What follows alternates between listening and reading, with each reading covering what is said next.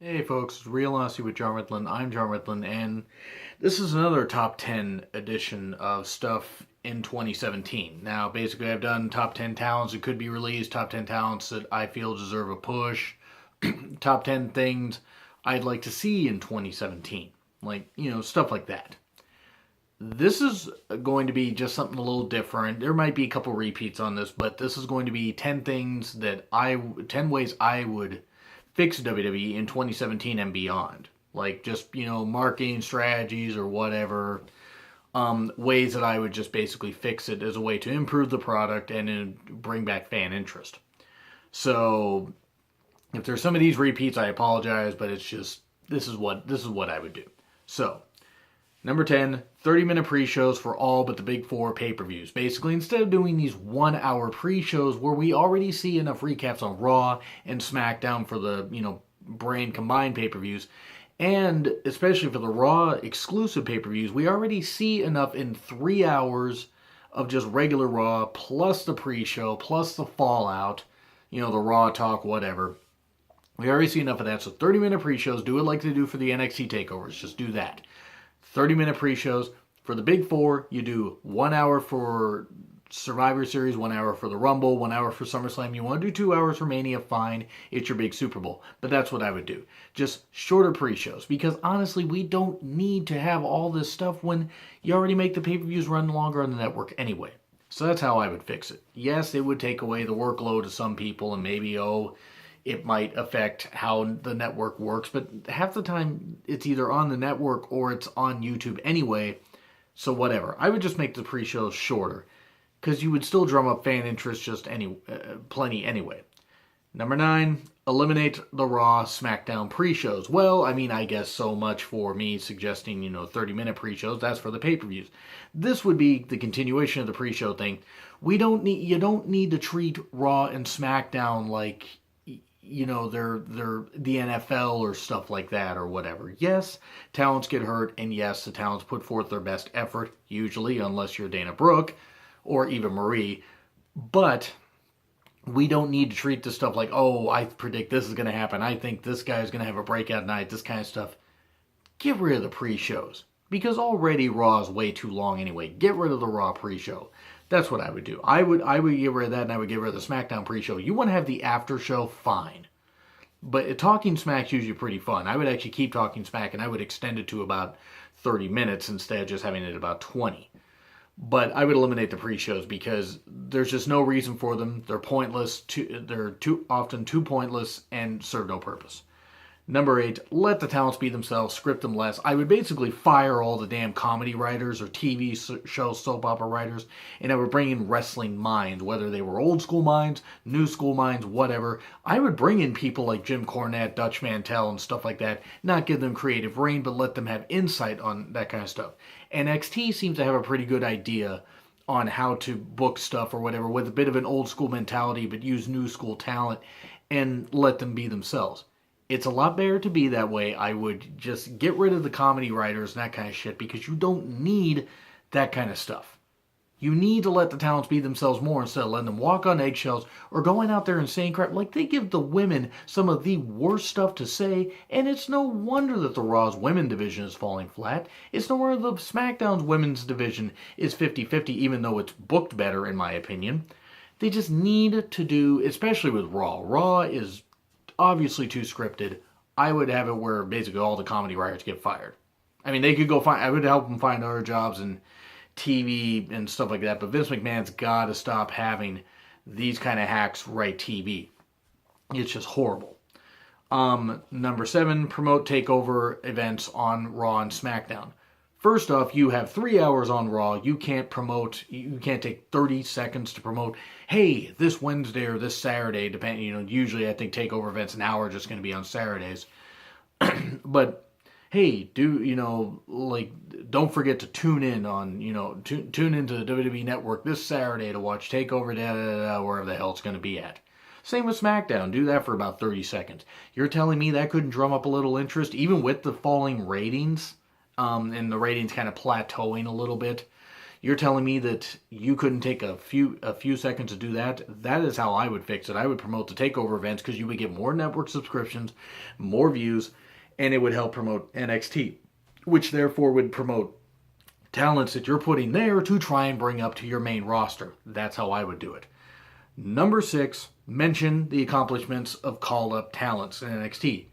Zayn and Joe, and I mean, Joe's not called up yet, but Zayn, Bailey, Charlotte, Sasha, Becky. Mention Natty's little run in NXT at times, or ever, even though it didn't last very long. Just various people. American Alpha, mention how great they were in NXT and some of the killer matches that they had. And yes, the vast majority of people, or a good majority of people, don't watch NXT on a consistent basis because you can go watch it anytime on the network. But still, if you promote the fact that, hey, these guys have some great matches here, oh, hey, NXT, you're helping your own developmental brand to help talents get more attention for when you call them up later.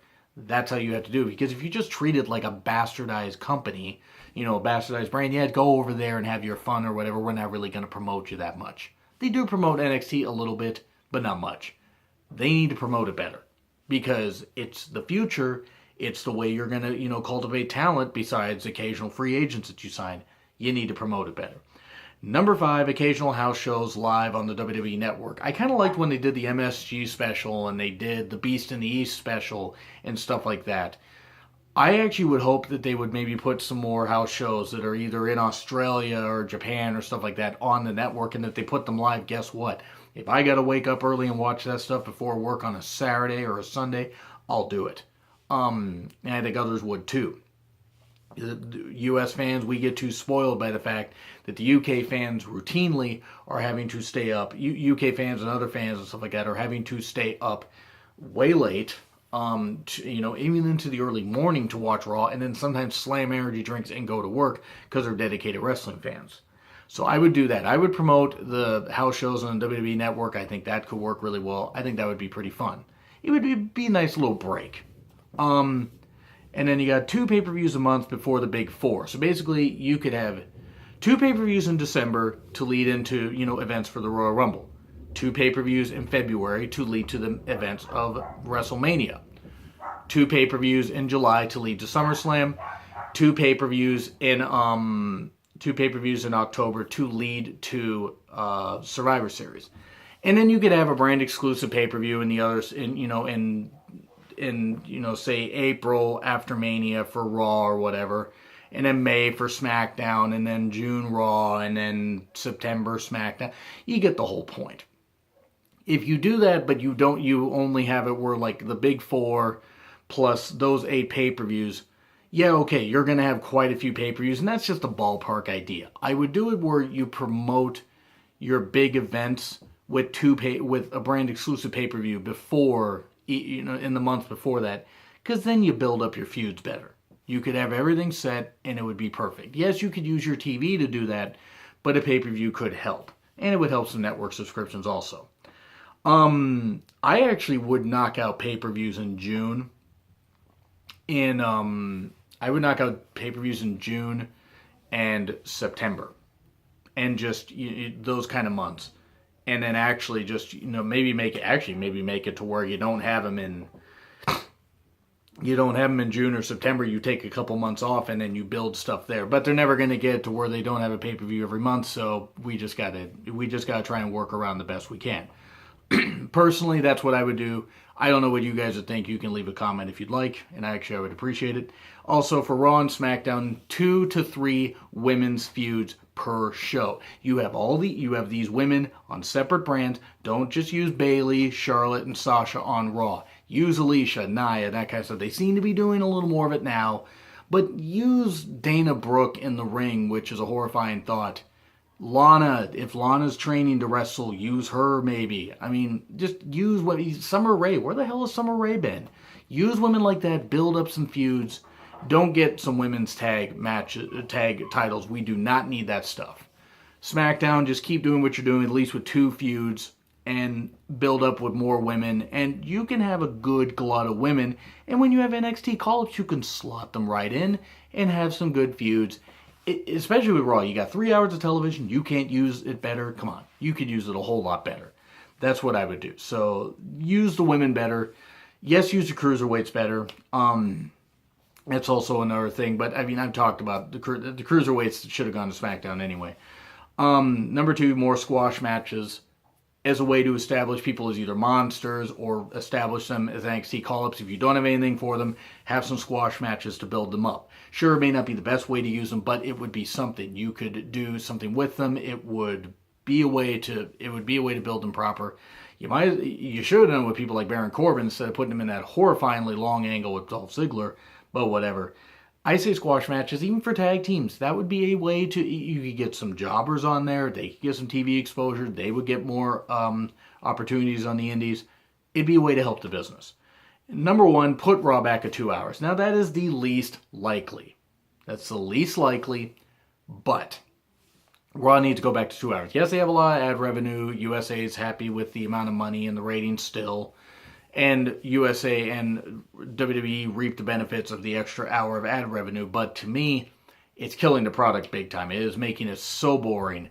Not on a fairly consistent basis. There are times when Raw does fly by at even 3 hours, but it is a little annoying. And also, to add to that, eliminate main event and superstars, because you'd be eliminating more of a workload for talents. And main event and superstars don't serve any purpose. I would like to see, to me, both of those would go away, and you just replace them with other shows for network deals in the UK, Canada, wherever. So those are 10 ways I would fix WWE. Excuse me, do you agree, do you disagree? What are some ways you would fix WWE? Like, share, comment, and subscribe. My Twitter link is in the description. It's been Real Honesty with John Ritlin. I am John Ritlin, and I'll see you soon.